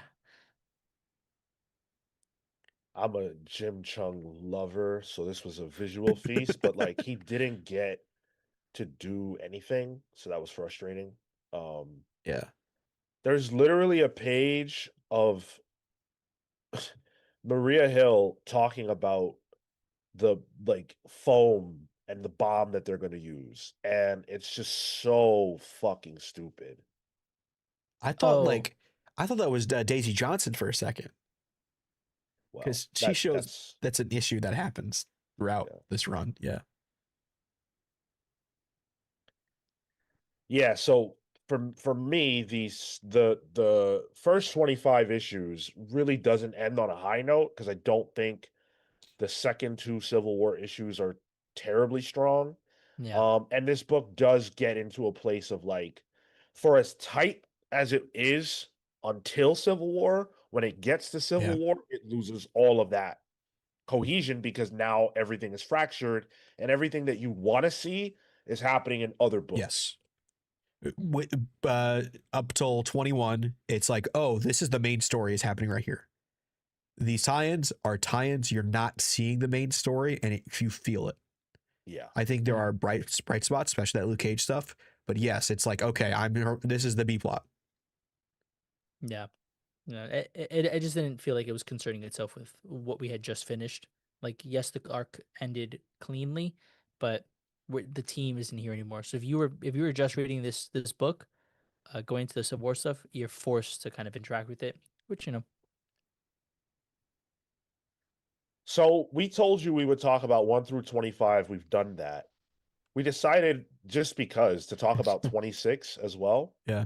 because this issue is very notable. Um, I remember reading this. So this is obviously Bendis, but it's Maleev, Alex Maleev Yes. on art. And come on, Alex Maleev is amazing. gorgeous. I love Believe in this. He's doing some Clint stuff here. Yeah, It's literally he does the the kiss. kiss. He does the Yeah, kiss at one point. The even you see on the cover the way he draws Wanda's clothing with all the patterning in it is literally taking Clint's. I wonder if it was Klimt because it's a Clint story. oh, that's funny. Gustav Clint Barton. Is there a joke there? I don't know. I loved it. This is a very different Maleev. This issue makes no sense, Interesting. unfortunately. And it annoyed many readers, especially me, when it was released. because what happened? How? How? Where's Clint coming back from? How is he back? What the fuck is the Scarlet Witch doing here? How is she here? What even happened? How did it happen? None of that is explained. The next issue goes on to something completely different. And I don't remember if they referenced this back, but I know that at the time this issue had people spinning their fucking heads. Like Do, trying to like what where is it all going? What's happening? Yeah, like what was that? do they in House of M? Do they tease Clint being coming back at the end? I don't remember. Because I think there was also a House of M Hawkeye mini. So I don't know if that's teased, but yeah, he kind of just shows up, and also the ability for him to just find Wanda when everyone else has been trying. Yeah, it was so That contrived. that was contrived, and I don't really care much for like as much as I like the art. I think the story is a little rough because Clint recognizes this is Wanda and she's lost all her memory and still sleeps with his friend. Yes. That's Yes. fucked, dude. Took advantage. Yeah, yeah. That is not okay. That is capital P problematic. And then the whole door bit, it was a running joke on the iFanboy podcast up until last month, where they talked to Bendis about it. Bendis will never reveal what's behind that door. She was giving signs, bro. That's why she Oh was giving no, signs. no, no, no, no! Not that she was asking for it, Marco. You can't be doing that on this show. No.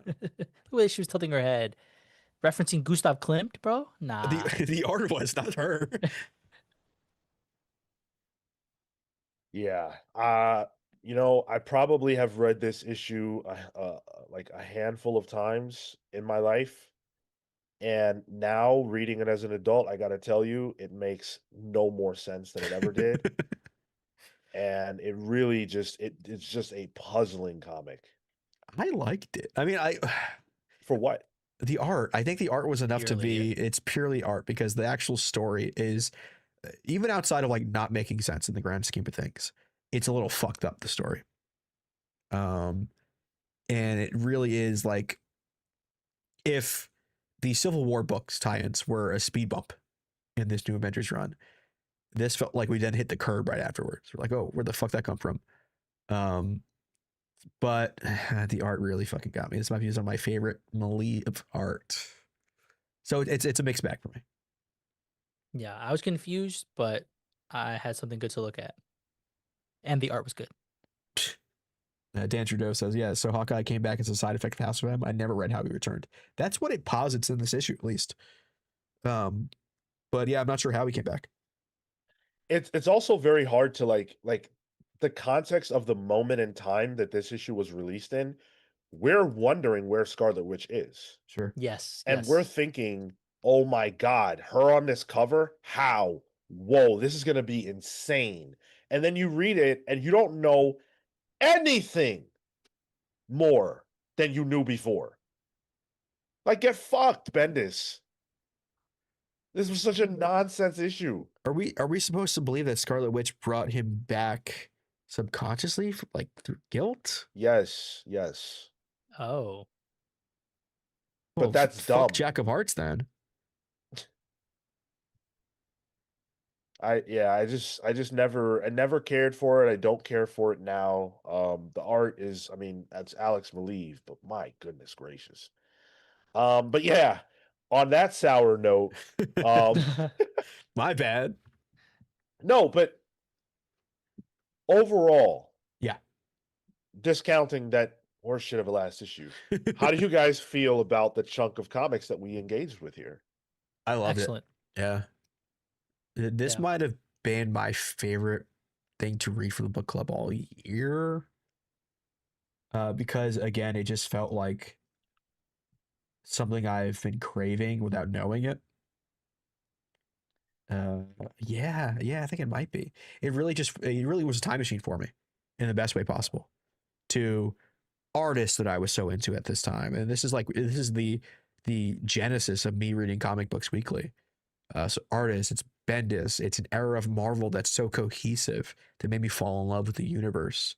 Um, Yeah, this was just a breath of fresh air for me. Yeah, this was just overall the story, the framing, the artists that we get to see, the renditions, just knocked it out of the park. I think of let me see. I'm just looking back to see. I think Ultimate Spider-Man in terms of Bendis Sure. still I think is a bit not better, but just I think for the continual enjoyment got me. But this is just another great entry from another great creator that I'm slowly acclimating myself to more and more. Yeah, can I ask you a question, Marco? Because we read Dark Avengers as well, which is Yeah, kind of very much out of sync. yeah. Reading that out of sync, did that affect, especially with the Sentry stuff? Uh, With the Sentry stuff, yes, because I knew who that was and I Mm, understood the implication of what all that meant. And so to hear that this character only got reintroduced in this, and this was kind of the way that blew my mind. mm. But because I knew who he was, I knew, oh shit, this is intense. This is real. You get the record scratch. You're wondering how I got up here, how I ended Yeah, up here. yeah, Yeah. yeah. So I think I agree that this is the most I've enjoyed reading for the book club this year. And not I think it, I know it, and by far actually. Um, I love Ultimate Spider-Man, but that's not where I started with that book. So I would have had a lot more like intense feelings if we had read a later portion of it. Um, this is where I started, issue one, New Avengers. And even though so many of these tricks have been utilized later on and we've mined it all and we know where it ends, I still feel like there's magic in Yeah. these issues. And I think that there are tricks and things that I wish people would look at and go, "Oh, we can do that again," Mm, because it mm, worked. New Avengers feeling like the central Marvel title, it worked. And I think, recently with like the Armageddon announcement with Chip writing and them saying they're explicitly bringing back Shield, this is why I was excited about that announcement. Shield is kind of it's kind of a glue for a lot of the stuff. Um, so maybe they're, Bendis is coming back too. Maybe they're finally doing some of that. I'm hopeful. I don't know, but I'm hopeful. It's just more toys. You get more toys overall, and in that situation, having Bendis come back, having written all these kinds of things and involve these kind of characters and organizations, that's just exciting. That is exciting. I understand the fervor. Hey, look at that! Uncle Sam joins the channel members as a VI pal. Thank you Thank you. for that, Uncle Sam. Really appreciate it. You're doing a lot for us, and yet you've never once asked what we can do for you. Shocked. It's pretty good, Sean. Thanks. Matt Fisher with 499. Congrats on 6001K.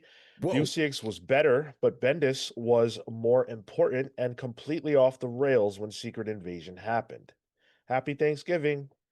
Marco, you ever read Secret Invasion? No. Oh, keep reading, man. Yeah, with this is one of those I want to continue on. This and Hickman Fantastic Four continued on a little bit. And that's one of the things that's so fun about this run is that every so often you run into an event, and that event was built in this. Yep. So like Civil War is built in this, Secret Invasion is definitely built in this. And then of course like Mighty and Dark Avengers, things build out of those too. Yeah. So it's just super fun, man. It's just Yeah. really awesome. Um, if there are any comments you guys want to leave, please leave them. Questions, Yeah. whatever thoughts on this run, we'll talk about them. Would you guys recommend this? Me personally, Easily.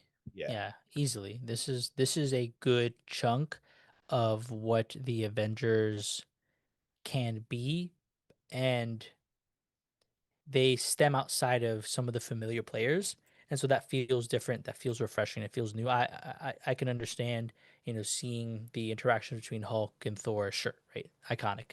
But I think getting those different iterations just brings in different tension points, and that's good for storytelling. And I think this is a good series that builds into those arcs. It's fun. Hell yeah. yeah, not only do I recommend it, I have recommended it. Yeah, Like there's a couple of like I think if you want an Avengers book, this is the way to go.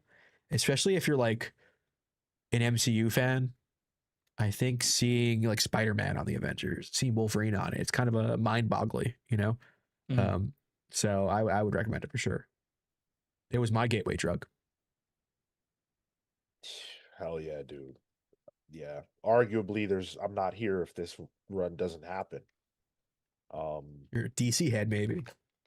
Nah, man, I wouldn't have started reading comics. No. It was Marvel or no way. Uh, I don't even all the way know why. I just know that I had no interest in a DC comic for years. Until Grant's Batman, really. Um, Near says, how well does Bendis's Avengers connect with Hickman's? Very curious. Separate. Yeah, because the last thing that Bendis did that I can remember was, well, it was Illuminati based. He did a lot with the Illuminati towards the end, and then Yeah. Hickman took the ball from that place and built his run around the existence of the Illuminati, because his new Avengers is an Illuminati book. Yeah. So you can kind of see there is a baton pass there, but it goes from New Avengers to Avengers that Bendis was writing, then to New Avengers by Hickman. If you like the Hood, keep reading Bendis' Avengers stuff. Yo, his hard on for the Hood was rock solid, Yeah. man. What the Yeah. fuck? Yeah. Oh Marco, my did you know god. the Hood once wielded the Infinity Gauntlet? Huh? He uses the Hood so much. The Hood's about to come up Yep. in this run here, and then he comes up again in this run and again in Yep. Avengers with the gauntlet, which was so dumb. I remember like being like, yo, what happened? How the mighty have fallen. With John Romita art too. Yeah, yeah. Which is funny But because like the new was brand new, really. mhm, Oh, created by Brian K. Vaughan, yep. Kyle Holtz, and Eric Powell. It appeared in Hood number one, 2002. Yeah, Shit's dude. Uh, good as fuck. That's a yeah, great fucking book, Yeah, dude. I love that book. dig it up. It took the idea of like everyday person becomes superhero, but turned it into supervillain. Oh, Like he's cool. never a hero in it, but it is like that call. It's like the hero's journey, but in an evil way. Yeah. Love it. Great stuff. Order of Dylan says, was there an event that connected Bendis to Hickman? No. In Nope. that way, they're absolutely separate. There's That's no where tether event. Marvel worked in ages back then.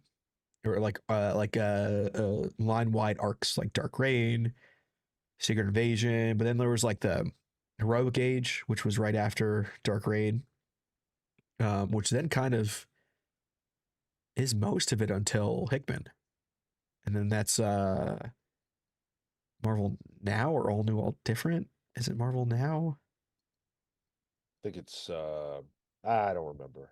Yeah, but But they would yeah. have expressly stated it's like a DC Next Level happening next year, Sure. Yeah. similar to that. Dan Trudeau says, this is my favorite Marvel era. I can say the original Marvel age is objectively the greatest, but this one was my era, written to my sensibilities. Yeah, same. How are we so sure that the Marvel age is objectively the greatest? Well, wouldn't that be the creation? Yeah, I don't know that that means it's the best. Yeah, fair. I think lots of better X-Men stories were told after um, Spider-Man as well. Although those initial Spider-Man stories are fucking crazy good. Matt Fisher with 4.99. I forgot that this gave us the Hood, the single worst villain introduced in the last 20 years or so. What? This first of all, he didn't come from this. But Yeah, second of all, how can you say that? the Hood rules. It's not on Marvel Unlimited. I can't access Max series on It's these. hard to find. Yeah, That's crazy. yeah. I only got mine because I found it at the Strand, the trade. Oh wow. I That I had sucks. I had borrowed it from a friend actually. I don't own those comics. Yeah, it's real good stuff. I'll keep an eye out for it if I see it again. Yeah. CNSS84 just dropping a like for the pals. Thank you. Thank you. Thanks. Thank you, thank you. Aaron Ruiz, for Sean and Marco, I'm curious with reading this. What do you think is lacking that makes you connect with current slash modern Avengers? I think for me, the thing that really stuck out in this arc was the Sentry piece. I had a distinct moment where I got pulled out from the page back onto the other page when we're like in the current setting with the Sentry. And my first thought was, wow, I think that's one of maybe the first times I've seen that play out in this kind of way, metatextually in a Marvel series to this degree. And for me, that felt new, and it felt like, oh, that's the thing I've only experienced in DC. So, all that to say, I think being able to see new things in the books uh, excite me. The Avengers stuff that we had initially started covering, maybe the first few issues on Pals Pulls, it felt a little empty. It didn't have anything that was that interesting. The Mortal Thor #2, for example, it was all in this rain that was technically the TV filter kind of applied over it. Like, you have to do interesting things to engage with me. I feel like I'm at this point a more educated reader, and so you can't just throw toys and have them fight. That's not gonna it's not gonna excite me. Well, Aaron, I can tell you this. There are no supervillain teams created within the first 25 issues of Bendis's run, meaning that there were no pages wasted trying to create random ass groups to smack down the Avengers only to lose later. Uh, There, go ahead. I could have used a little explanation on those mutates. The Savage Land mutates. Yeah, those guys are fucking gross. I don't really know who they were. But I don't feel like the book really like it has drama, which for me is the most important thing. A superhero team has to have drama. I feel like the current Avengers run has very little of that. And then also like the characters are there for a reason. They weren't chosen. Like something happened to cause them to be together. That's significant. And Bendis is maximizing every drip of drama that can be plucked from the relationships between them. There were issues that I was shocked were 20 pages. I'm like, how? Yeah, There's almost 3 plots in every issue. How are you doing this? it's engrossing. You're there. You're locked in. I'm being brought into it, Yeah, and that's hard to do for a writer. And so, for if you're not operating at that level, you're losing out on some people. totally. Matt Fisher with a 4.99. Thank you. Thank you. Thank you, Matt. Brian Michael Bendis, quote, "Hey guys, I have a new villain. His name is the Hood. Editorial. Great. What powers does he have?" Brian Michael Bendis, quote, "He wears a hood." Hell yeah. No, Oh, he's a Brian K. Vaughan creation. Come on, stop doing miscrediting. erasure. And also, the Hood is cool. Like Yeah, he's not like I don't know, man. we can't even do a book club for this either because it's unfindable. Let the Hood come up on the GOAT game. Oh, he's in there. Ooh, Let him come up. see what happens. Watch it just be Marco that gets it. Hell yeah, dude. Well, Um also Brian K. Vaughan He's gonna say and Bendis made him. yeah, yeah, has a hood, I think. Demon guns. That's cool I when always it's thought so. not a Spawn book. Dan Trudeau says the thing I love about this era of Marvel is it feels like it meant something. Yes. Yeah, everything is intense. Everything matters. And again, I truly attribute that to that post 9/11 feeling of like, the stakes are higher than they've ever been in the history of the United States. We've been attacked on our home shore. And that loss of innocence that I Yeah, think a lot of us felt. I think Marvel felt it too, and it worked to their advantage in these years. Think about the frivolousness of later stories that would come. You know, these just don't feel frivolous; they feel important. Even now, us reading them, there's a sense of urgency. This shit came out 20 years ago. Hmm. yeah, it's true. It's a good point. Yeah. Like I already know what happens, but I still felt urgent in this. Yeah, Yeah, Oh, yeah. And I think you have to reflect those things, right? In the larger culture to tap into something. The current DC stuff, it all feels hopeful. And that's something that I think people need a lot of right now. And so it makes that connection on on that emotional level, that almost spiritual level. Where in this case, in your follow up, Dan, these are themes of freedom versus responsibility, the cost of heroism. That's spiritual. It's ideological. Yeah. And to be fair, I think, to counter what I said before, DC did reflect the modern world in some ways, but I think the best example that I can personally think of, again, not an expert in this time of DC, is Identity Crisis. And we all know how controversial that story is, but it's not because DC was trying to take itself seriously. I think people just are uncomfortable with the material and the subject matter therein. But I think, Marvel was just able to take that idea of taking everything seriously and spread it out across almost all their books. Mm. This isn't the only book that feels that way. We did Captain America. How intense, Oh, Marco? What was that? Like, I that was this, love right? that. That was this amplified. My butt was clenched. That was the people reacting to 9/11 and the war on terror. I mean, fucking Dark Knight Strikes Again, another one Yeah. out of If continuity, but yeah. if you were to read Iron Man from this time Mm. frame, you'd probably feel the same way.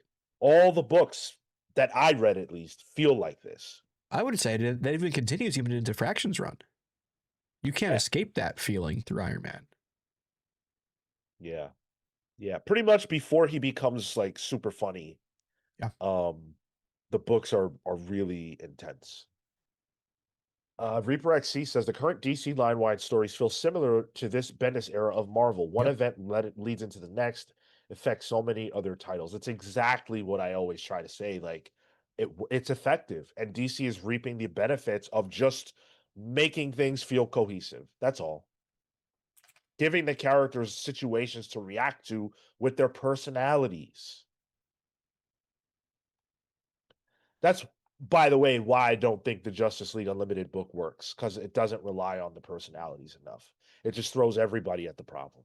It's like, here, I need this power to do this and this power to do that. Yeah. Yeah. Dan, I'm thinking about Warren Ellis, Yep. Extremis. I'm thinking about who else am I thinking about? I'm The other blanking on one, who else. Stuart Moore, shows up there. Their names I don't fully recognize because then you get to like Iron Man, Director of Shield, I love uh, that era.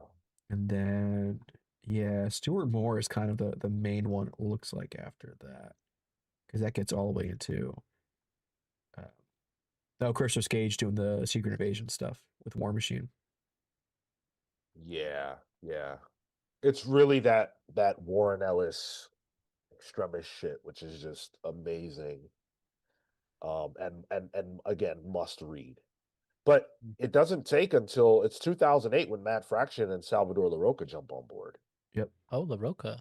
Yeah, oh yeah, dude. Oh, you talk about Waxy, Marco. Yeah, yeah.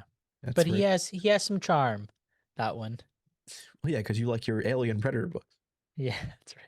The Knopf brothers, yes, Reaper, yes, Oh yeah. yes. They did their. I like that run. I never I read like it. that run. I remember the covers. Those are Eddie Granoff covers at the time. Wolf, Yep. one of my favorite Iron Man artists of all time, easily.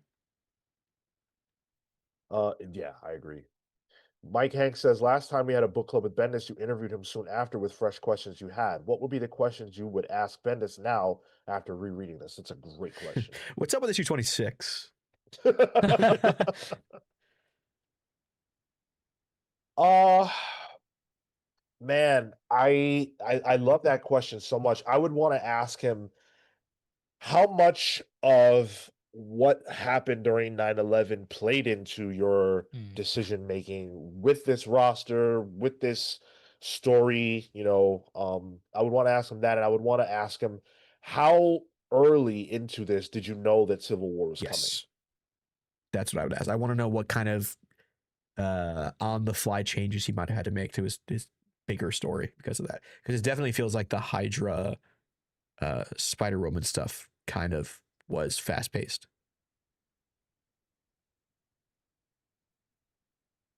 If you don't have any, that's okay, Marco. But Mine were like process oriented. Like, there were so many there were so many artists you had to work with. Like, how do you switch your hat?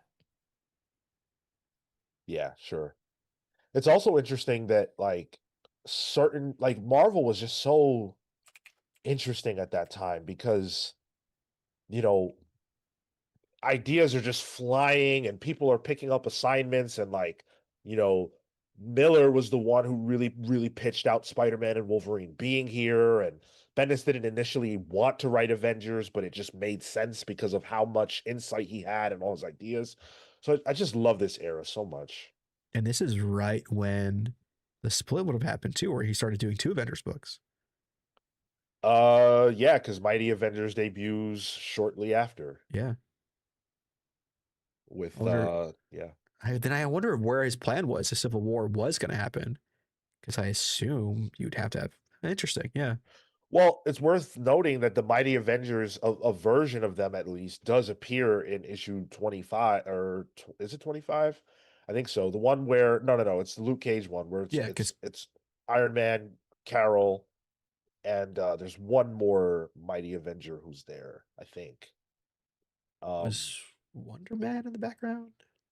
I thought there was an issue that showcased Iron Man, Carol, and one more person. I could be Mhm. mistaken. But she sides with Iron Man Yeah. in the Civil War, which directly leads into Mighty. So, oh, the Sentry. Oh, yeah. Duh. Yeah, Yeah. yeah. Reaper XC says World War Hulk was meant to take place instead of Civil War, but then was bumped back for reasons I forget, and Planet Hulk and Civil War were born. Greg Pak talks about this quite a bit. There is going to come a time, I'm telling you now, when we do a Marvel 2000s deep dive, and Hmm. I can't wait to learn I all didn't. those things. That is brand new news to me. Interesting. Yeah, that's so fascinating. Dan Trudeau says, I'm really curious. It felt like the scroll stuff was set up and then kicked down the road. Yes, but I think there's a part of that that was deliberate. I think it was done to set up a future story, like, and give the characters stuff to think about and play with until we got to Secret Invasion. Scroll Man. stuff here? Well, it hasn't Yeah. happened yet. Oh, okay. Man, if we had There is read that there far, Sean, and see Marco's I reaction to I that. wish, dude. Oh, I wish. I hope we get to do it for this book club or for the book club in 2026. There, Marco, without telling you who or how or why or anything like that, throughout every single issue we have read, there was a scroll, but you don't know that. yeah. What? Yeah. Yeah. Wait, what? Yeah. Holy shit. Wait, that's See? fucking cool. Wait. Yeah. Yeah. Don't look it up. Don't Don't you'll just No, I'm like trying to think. I'm like, you it's who funny because you do know. Because we've read stuff for dude, Palacepools. But just interesting. you'll yeah. find out when you find out. Enjoy Yeah. the ride. Yeah. Are you gonna keep reading, Marco? Like in your I'd spare like time? to. Yeah. I'd like to. Yeah. Order of Dylan says, have you guys ever done a review of the Marvel Now era? This was my most read Marvel period on the heels of DC's New 52, and God, there was so much good stuff. Aaron, Thor, Hawkeye, Hickman, Avengers. We've never done a review of the era, but we talked about Hickman Avengers. Is that the only book we talked about from that era, Tyler? Wait, did we even do a Hickman Avengers? Sure. We did Secret Wars. We did Oh, sure. new yeah. Uh, I'm looking at the list. Yeah, I think so. I remember when this came out. Yeah, we didn't do any of Mark Waid and Lino Yu's Indestructible Hulk, right? Mm-mm. Oof. Bendis' Guardians? Yeah, no. Oh, that's when Matt Fraction was on Fantastic Four, though. That's some that FF run, one of FF, my yeah. favorite runs of all time with Mike Allred. Oh, Yeah, there's some Cat. interesting stuff here. Remender's Re- Cat. I was just looking at that. Yeah. You want to go back to what is it? Planet or Dimension Z? Nope. I Nope. love that stuff, man. Oh, That is always going to be just one place we don't align. I was very annoyed. Maybe I need to go back and read it. Maybe I need to give it another shot. Hickman, Remender's quote is he wanted it to be Kirby sci-fi Indiana Jones. Yes, you did. That's a crazy combination. Yeah. So we're going to let you guys know now before we set you free. And hit the like button if you haven't, by the way. I shouldn't have to say it, but please do it. I know it puts a a reminder in your mind when we say it. So hit the like button if you enjoyed this conversation. If you're not subscribed to the channel, we've recently hit 6,000 subscribers. Really appreciate everybody who contributed to that. But the road to 7K begins now, so we need everybody involved. But for next month, for December, we're going to go to the DC side of things. We're going to switch it up. And we are going to talk about the recently revived, probably going to thrive, DC Vertigo. Let's go. We want you guys to nominate your favorite DC Vertigo series. We're going to look at all your nominations, tabulate them up, and the top 4 are going to make it into the poll, which our patrons will be able to vote on. Patrons voted for New Avengers. See, because our patrons have great taste. Thank At you. least the ones who didn't vote for Invasion that one time. One of them's here, allegedly. Man, there's so much good that we could do here with this Vertigo one. Preludes and Nocturnes, Volume 1 of Sandman, one of my favorite single volumes of comics of all time. We've done the first 2 volumes, I think. Oh well, not with me. Yeah, fair enough. Different time. Does Watchmen count? Does it? No. It's technically. It's like retroactively Vertigo. Yeah. Actually, that brings up a good point. Can it only be retroactive? I'm sorry, things that are Vertigo proper? Because there was a lot of stuff that was retroactive Vertigo. Alan Moore Swamp Thing is retroactive. Doom Patrol, I believe, is retroactive. Yeah. Right. I have zero interest in parsing that out, so Yeah. I think we'll just let it free flow. I almost want to say just like no Watchmen, because that's separate in my eyes. Yeah, sure. Yeah, because it also would win. It's like, this is unfair. It's like putting Green Lantern on this. Dan says they don't brand it Vertigo. They did at a time. Vendetta. I wouldn't know. V for Vendetta would be cool to read. The Wake. Yeah. I haven't read that in a long time. Snyder and Murphy. That was cool. American Vampire, Why the Last Man, that. Hellblazer. Never read that. Preacher would be great. Oh, Yeah. Preacher's so good. Ooh, Transmetropolitan. Yep. Promethea, I believe, is also. Yeah, it's Alan Moore, right? Yeah, 100 Bullets. Man, it's just the Unwritten. I wish I could react. I haven't read a majority of this. We 3?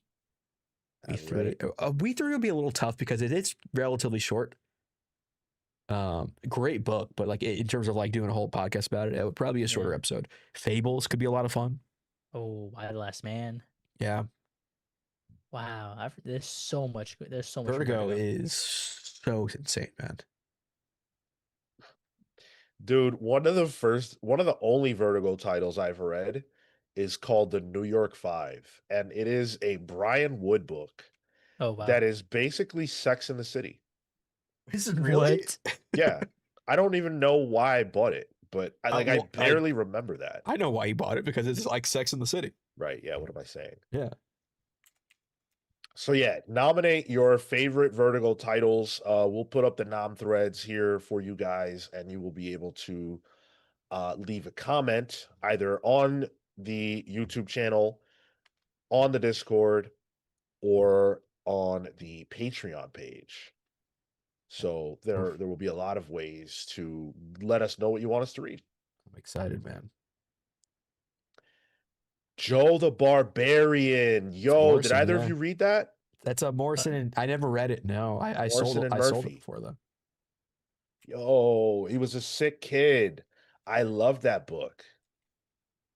Didn't Brubaker and Phillips do a Vertigo book? I'm not sure. What was it, man? I forget. Oh, interesting. I haven't heard of this one. They did do one. Which one was it? Let's see. Maybe not. I could be lying. I don't know. Pride of Baghdad. That's a good one. Yeah. We did that a while back. That's old school.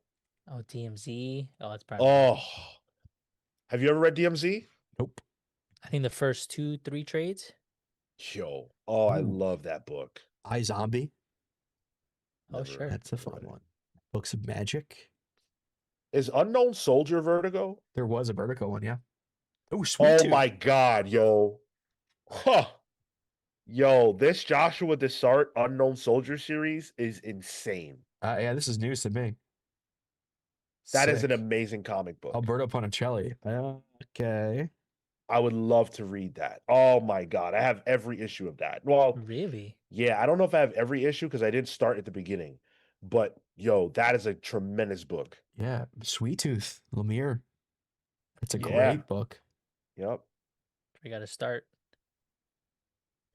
So yeah, clearly we're gonna have a lot of fun. Whatever you guys choose will most likely be new to me, but there are a lot of great Vertigo books, and we're gonna get to read one of them together at the end of December.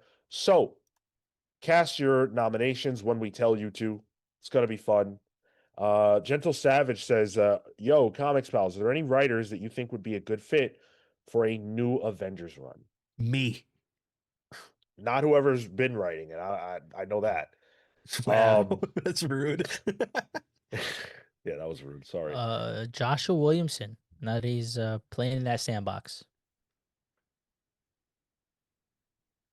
Man, when I think about the radical nature of Bendis's New Avengers, that's what I think about when you ask me this question. So I'm not going to give you the name of a writer I just think is good. I want someone who's going to do something materially different. I really, really think that in a mainline space, Dennis Camp could Yes. destroy that book. Exactly what I was going to pick. Yeah. Nice. Yeah. Yeah. Why the Last Man? Dude, I have the fucking omnibus and I've never read it. That's crazy. Do we ever figure out why? Haha. Why not? Who the last man? Well, we've got a great reason why you should tune in to us next or tomorrow, because tomorrow is Pals Pools, 8 p.m. Eastern. 3 days in a row, you're getting us live. Hope you enjoy it. We're going to be talking about some pretty big books. If you want to know which books they are, watch Pals Previews. So yeah, come ready, 8 p.m. Eastern. We're going to have to get our books, read our books, and come live with you guys to hang out and talk smack about some great comics. Hope to see you there. If we won't, have a tremendous Thanksgiving if you are a celebrator of it. Eat some great food.